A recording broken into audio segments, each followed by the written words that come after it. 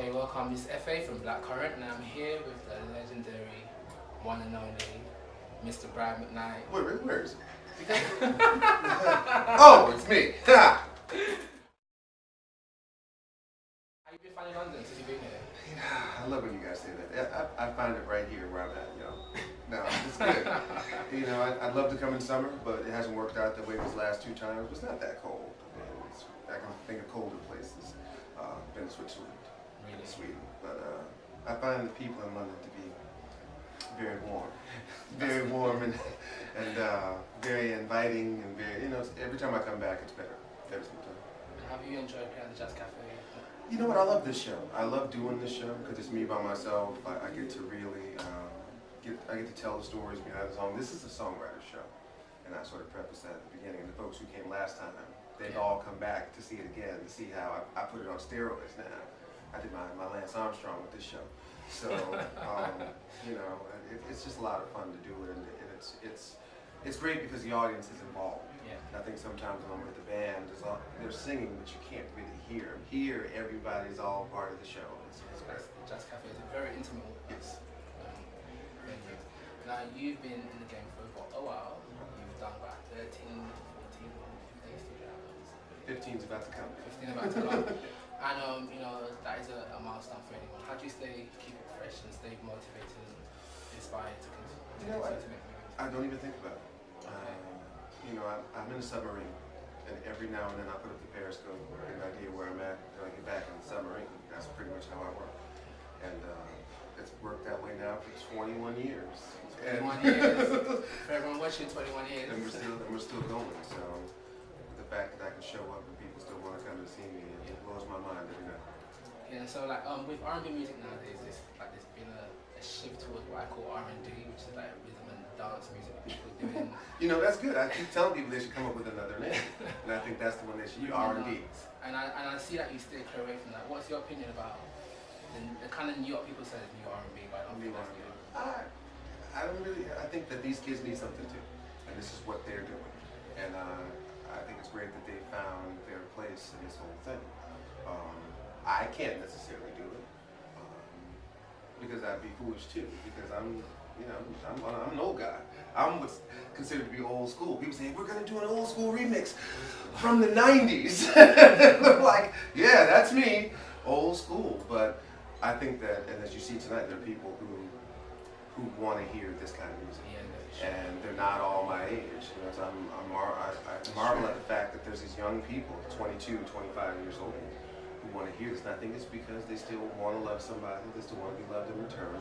And the music of today doesn't necessarily get that to them. It tells them how to have sex, how to party and get drunk, and act a fool. But they still, when it comes down to it, I still find it hard to believe they can make love to that. But whatever, because they ain't making love. See what I'm saying? They ain't making that. They doing something else. They doing that. Freaky dicky and nasty. Whatever. What the kids call it these days? What do you guys call it? I don't know. We don't talk. So let's talk about the album. I'm not just saying this because on camera. I really enjoyed listening to the preview.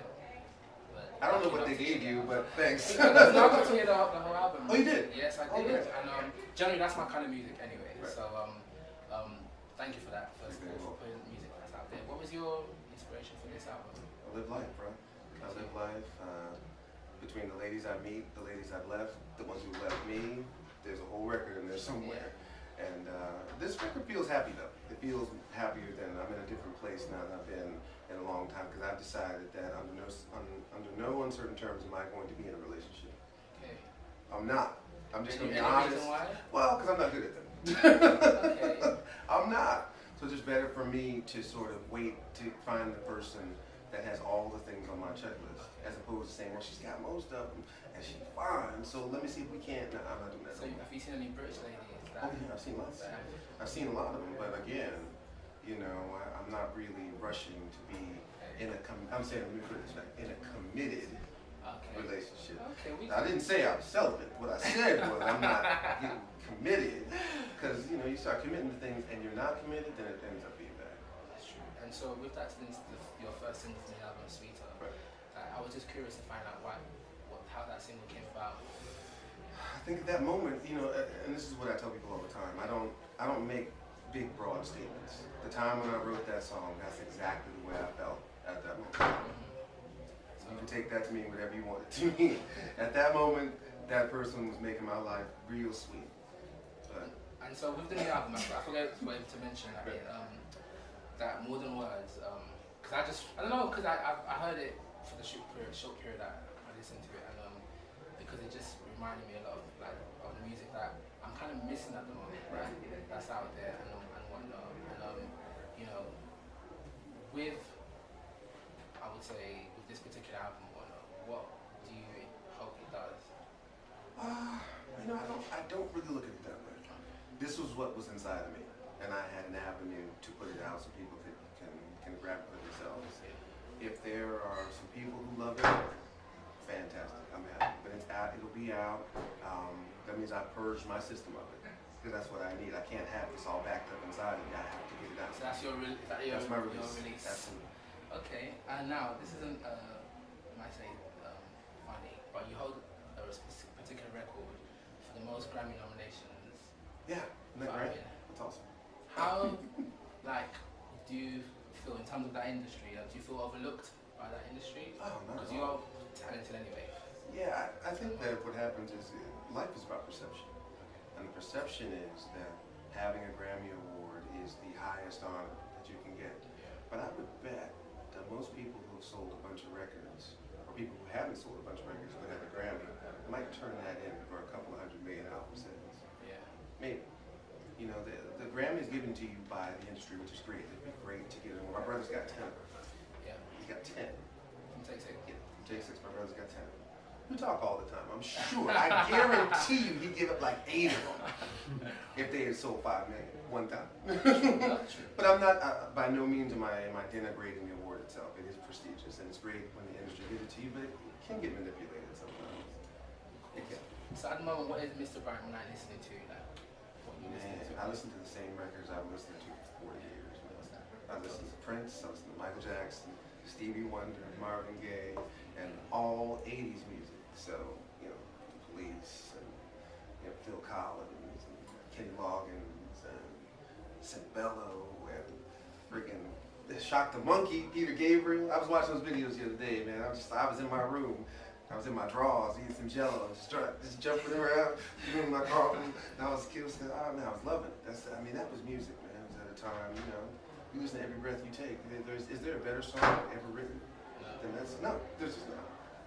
Apart from Ribbon in the Sky. No, I put them on the same level. Okay. They're different, but they give you the same feeling. Yeah. It makes you feel something.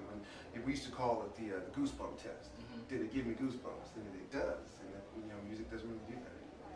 So what are your plans for 2013? I know you've got a Valentine's show, Day show. Yeah, I got shows right now all the way through March or so. I'm in the touring business, baby. That's what I do. I'm sort of in the record business, but for the most part, I tell my agent I need to do this, and we magically make that happen. And as long as people continue to want to come see me, hopefully I'll still be around in 2014. 2014? Yes, sir. Now we're going to do a quick little game with you. Because Okay. your album's called More Than Words. We're going to do a words association game. Okay. And I'm going to give you some words, and I just want you to think of the first thing that comes to mind. So, the first thing that comes to mind. Okay? I'll be looking. I'm looking. Okay. London. You can't do this to me because I think about everything. Bridge. Twitter. Words. American Idol. Ratings. Gospel. Jesus. Django. Jamie. Obama. Hope. Nando's. Nando's? Nando's? Okay. What the heck is that? What the hell is Nando's? It's a Portuguese restaurant over here. You What? should take it there. They got a bunch of Brazilian girls in it? Well, sometimes on a Sometimes, Saturday. boom. The Queen. The Queen. Monarch. Brian McKnight. That guy. Thank you very much Yeah, bro. for your time. The album's out on March 5th. 5th. Okay, and I've listened to it. I love it. People that know and listen to the show will know that all about good music and inspiring music, and you're really up there. And just gonna say thank you for your time and everything else.